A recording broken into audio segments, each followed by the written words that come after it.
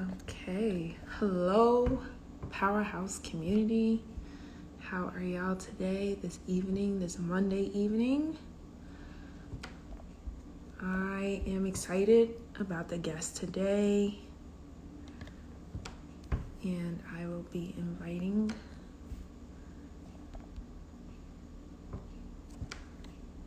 here he is, Kwame.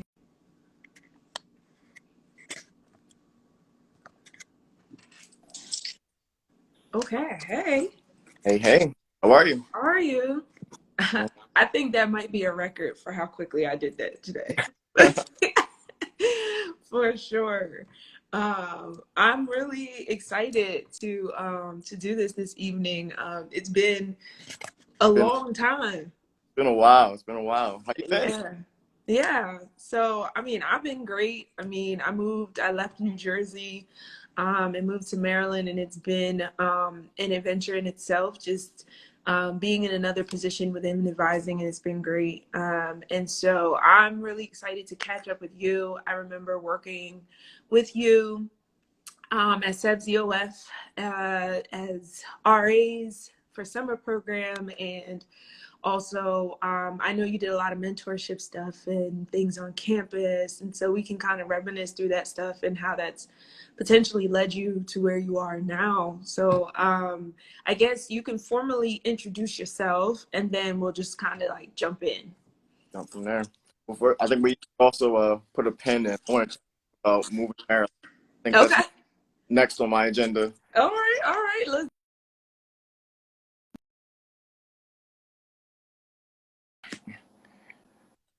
Yeah. Okay. I was putting my So headphones in so it's clear. Okay.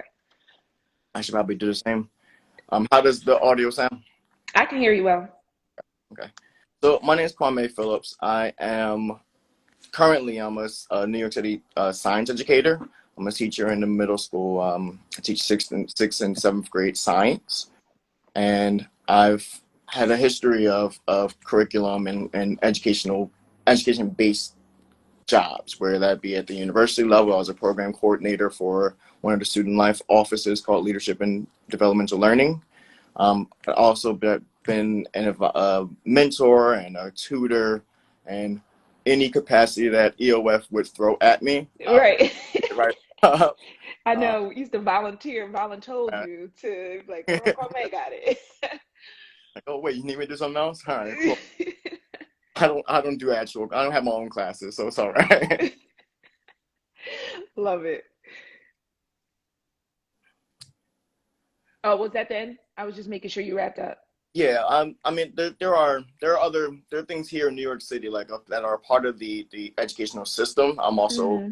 dabbling in. So with the New York City Men Teach organization, I'm a mentor for that organization. We work on some cool creative, culture responsive and sustaining education frameworks. Uh, Nice.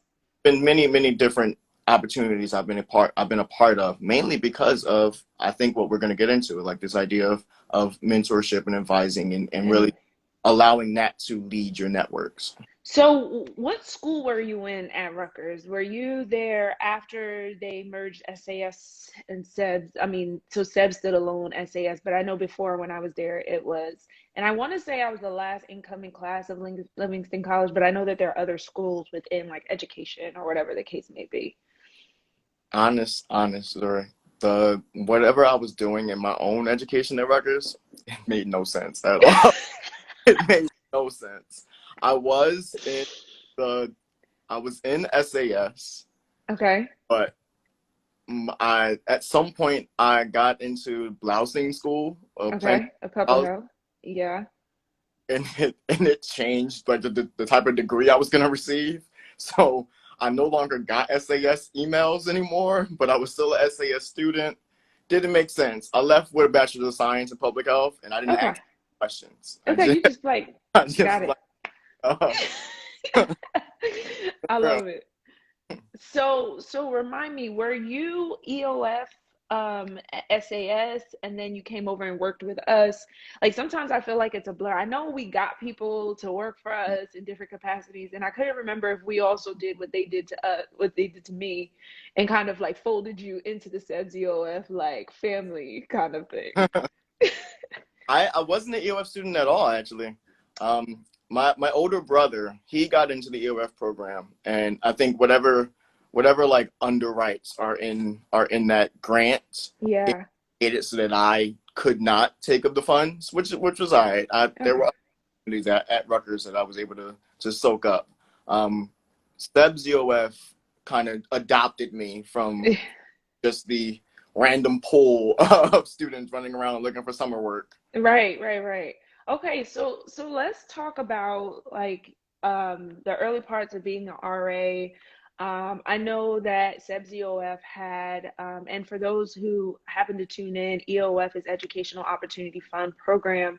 That's a tri-state program. There are programs in New York as well as New Jersey and PA. I think there are more within New Jersey.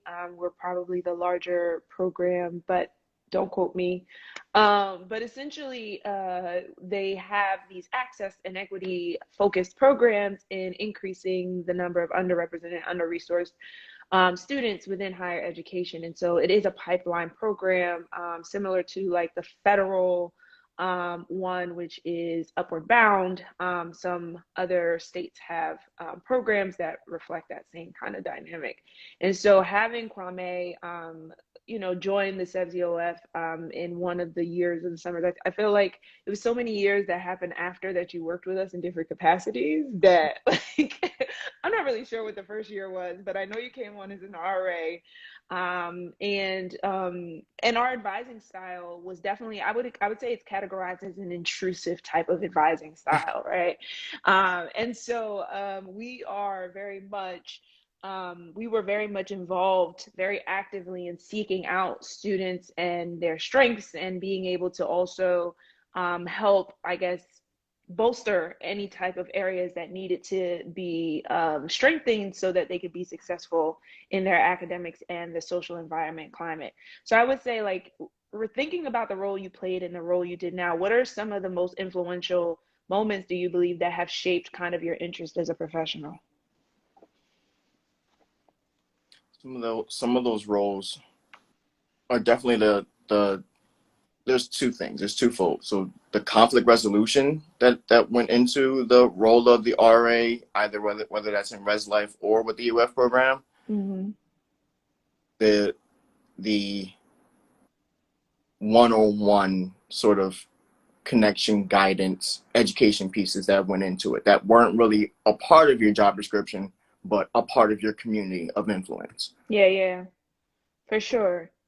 Doing the conflict resolution stuff, that was kind of a given when you sign up for that kind of role. You have to assume that there's going to be some kind of conflict within some All the teenage time. apartment buying hot dogs every day. There's something to have to decompress there. But there were, and specifically with SEBZOF, there were there were times where the conflict that they had in their apartment stemmed from an inequity in education from coming from all four of their different worlds. Mm-hmm. The conversation and the remediation of that, like the having the ability to say, hey, you're not in this particular workshop hour because of your math placement, but that doesn't Mm-hmm. mean that you're less than. That doesn't mean that you're behind. It means that you're in a different math placement. We're gonna go through this math placement to get to that math placement. That's a conversation that had I not been a part of those conversations, I don't know if the classroom situation I'm in now would make sense. Oh, that makes a lot of sense. So, like, talk to us a little bit about your passions behind the work that you do within middle school science education. And though you are playing the role, not playing the role, you're in the role of a teacher. What other ways do you interact with your students that you're hoping will empower them in their overall learning and their trajectory throughout education? I joke about this all the time. I'm like the most non-fluff teacher you're gonna get. Like, I'm not in the room. We're not like dressing up and throwing little random parties in the room. And if you are a teacher who does that, that is beautiful. I tell we're the critical thinkers, and we're the like get it done kind of community. But we're Right. not.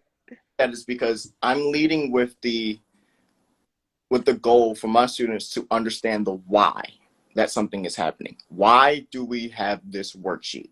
Why do we have this assignment? Why do we have this option of a rubric? Then and it's really like teaching the student that I was, or the being the teacher that I needed. I would challenge every teacher I had because they could not explain to me or didn't want to explain to me why we were. Why? Right. Why am I in this group? Give me some data. Give me some data to inform my decisions so I know how to like move through this. And what is Right. this? So much of my educational career has been focused on how to build the why into your curriculum, but also how to communicate it at their level, and then remix a little bit and communicate it to their parents or their guardians. Another way and communicate it to the teacher to the left and right of you, and then another way for the administrator who's going to pop in here and there. Right. So like I hear you talking of like you developing your own little formula to challenge them to critically think about what they're learning, right? Mm. I guess the question becomes is what role, like you said, what you needed. At what point did you realize that you had to start to question the why? And then how did you start to navigate those? And then I guess who I get in your life potentially influenced your ability and strengthen that curiosity to keep asking why? Hmm. It's two separate experiences. Can I give you two? Yeah, let's go. There's in seventh grade, I want to say. Seventh grade, I started doing this one of the trio grant programs called Champ Gear Up, Mm-hmm. South Jersey's version of Upper Bound. Mm-hmm. Um, in the summers, they took us to Rowan University. We did some classes on Rowan's campus. We went camping and stuff. It's really cool, really dope stuff to be able to take a kid from Camden to the woods and camp overnight. Dope. Um, what I started noticing the groupings that they were making, and some of them were purposeful when it comes to like behaviors of folks. Right, exactly. Okay. But a lot of it was also levels of like we're going to challenge this group to get this part of it done. We're going to challenge that group to get that part done. But Mm-hmm.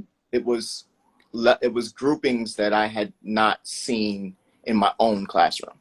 One, they were different. There were different students. Like there was a handful of us from our school. There was a handful of students from another school that all came together for this summer activity. But I had never worked with X, Y, and Z. I'm sorry, I live in Brooklyn, so you're gonna hear. You're good. I had never worked with student X, Y, and Z in an actual classroom, and I loved working with them in the summer. Why can't I work with them in the fall? In the fall, right? Uh-huh. And then like moving into when we all got to high school, and most of the students that I was working with in the summer part of it, we all went to high school together. Mm-hmm. I think those groups weren't organically made by the teacher. No. So it was always a question for me, like what rationale did they have that you guys don't have, or Right. why do I think that this is a good thing and you guys don't? Mm-hmm. What's the difference here? So that's really where a lot of my questioning started. Mm-hmm. Um, and then the second part to it was going to be this. It's a bit. I was a bit older, like maybe like junior year of high school, but I started noticing how folks sort of streamline resources to certain groups. To certain students, right? The questioning for myself too. A lot of defiance actually came out of that. But Right. yeah. Big trouble. I love it. So I'm running the school now. That's it. That's it. Now I'm in the school. So I guess so you were kind of, I guess, empowered and motivated by the inequities that you potentially experienced, as well as started to observe pretty early on in high school and even middle school, like just being like, why is the case? And it's grown to be past just the activism piece of it, but actively being part of the educational or helping restructure and bring and implement new things into the curriculum that challenge these kids to ask why sooner Yeah. than later, right? Because in college, the hidden curriculum and the success of the classroom has a lot to do with that questioning and that curiosity. And a lot of times, students, by the time at least I saw with working with EOF students as first gen students, they weren't really prepared to ask why because they're still trying to essentially build that foundational knowledge to even have like the resources and the know-how to ask the why. And so I remember in SEBS EOF, we had a critical thinking class that probably every student hated, but every like almost I could guarantee you like there were a number of alumni after they graduated and got into grad school or professional school came back and be like, I get the critical thinking. Like it was like, it took a while for them to appreciate it, and some won't admit it, and it's okay. But the element of questioning and being able to ask critical questions is really important. So I guess when you think about what you're motivated by so far and where you hope to essentially take your career and your own personal professional development, what are some areas that you see yourself being particularly involved in when it comes to educational equity and empowering future generations? One of the big things that I'm very interested in. I've been a part of a few projects that we're trying to get there. Coco, COVID has Coco. yeah, I call it here. It's I was definitely like, who's Coco? Got yeah. it. All right. It's definitely slowed some things down in the production of these things. But I'm interested in some sort of toolkit or resource guide that that walks teachers through, or at least gives them options and ideas as to how to implement critical conversations and questioning strategies into their classroom that are not based solely on ELA learning. They're Mm-hmm. solely on understanding mathematics. They're not based solely on understanding the sciences that come from a science of critical questioning in English. Okay. Um, what does that look like, and what does that seem like? Like, what does it look like and feel like?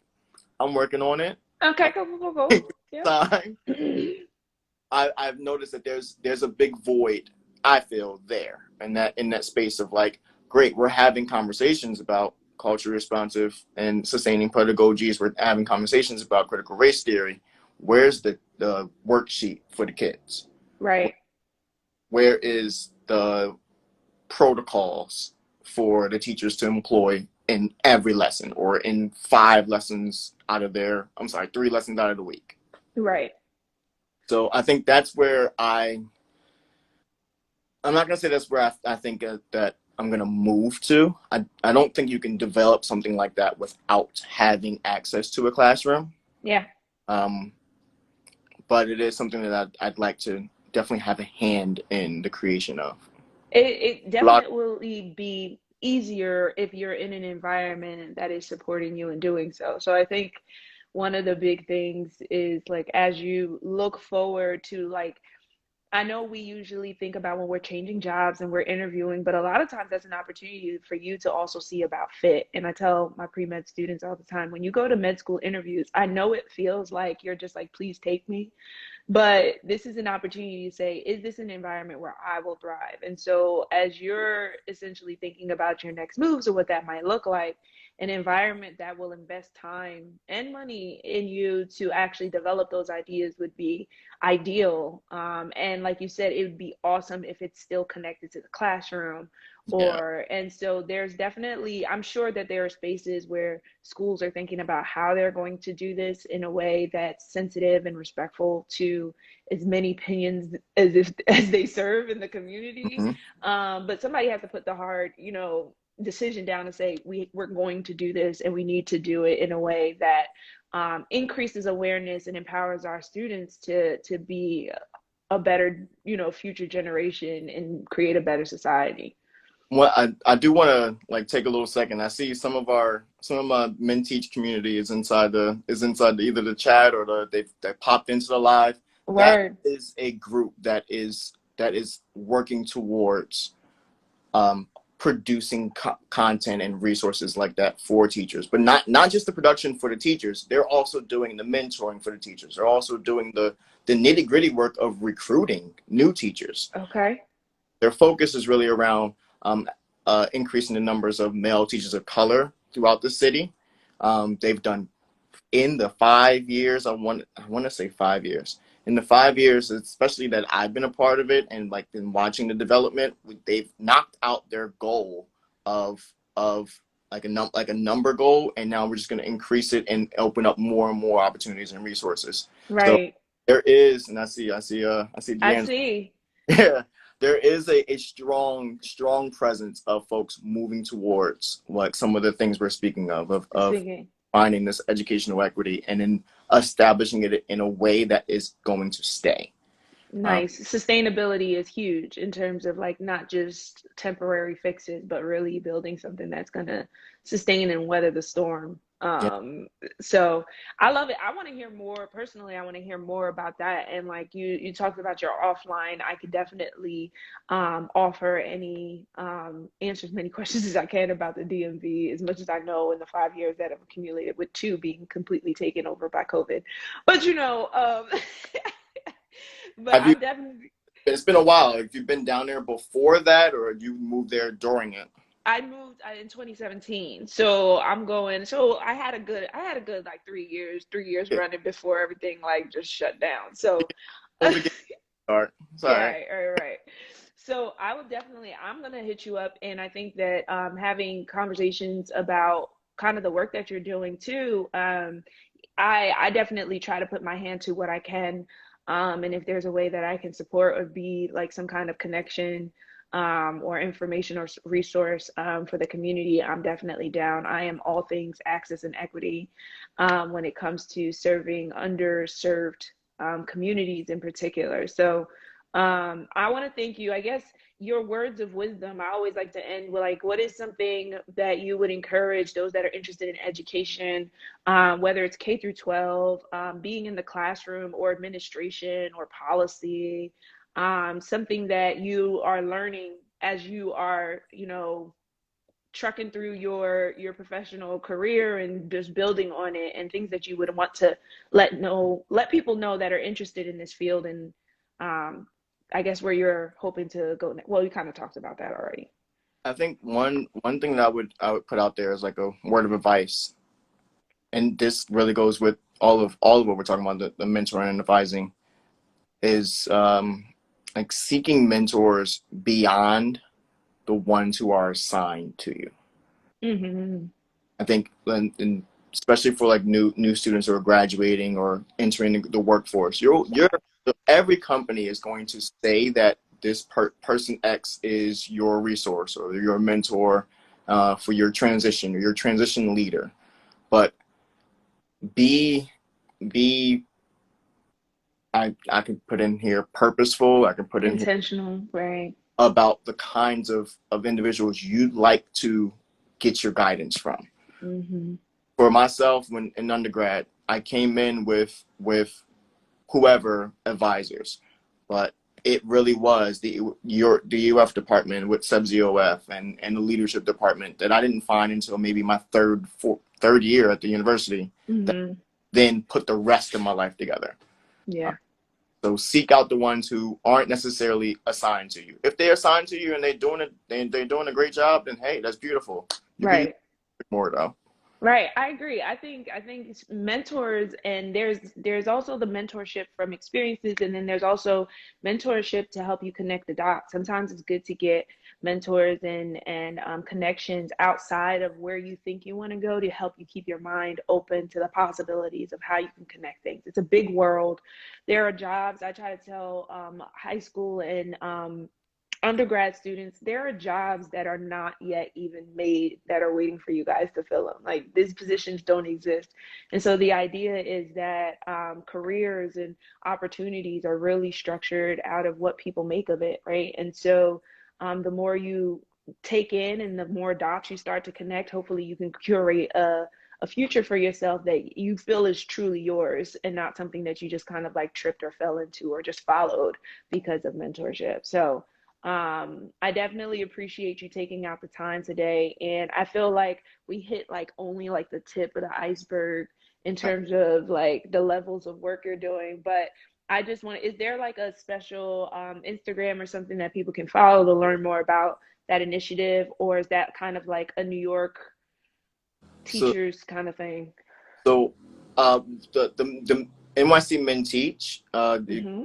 find them on all platforms. They're a full on program. So it like I'm a part of the teacher mentor part of their Of entity. their larger There's a program. much larger entity there. They Okay. can be followed on all platforms. For myself, we don't have it just yet. That's Come all right. It's coming. live It's and you, coming soon. Dot dot dot. That's it. or you'll just get videos of me dancing as I cook dinner. I love it. So I feel like I'll put the hashtag of I mean the at sign in the comments so that people can find the mentorship, the larger entity, and definitely follow Kwame. His posts are hilarious. I love it personally. Uh, and I thank you for coming on today. And I'm really excited to maybe bring you on when you do have something developing and talk about that a little bit more deeply. So Yeah, yeah. Thank you for having me. This was a fun time.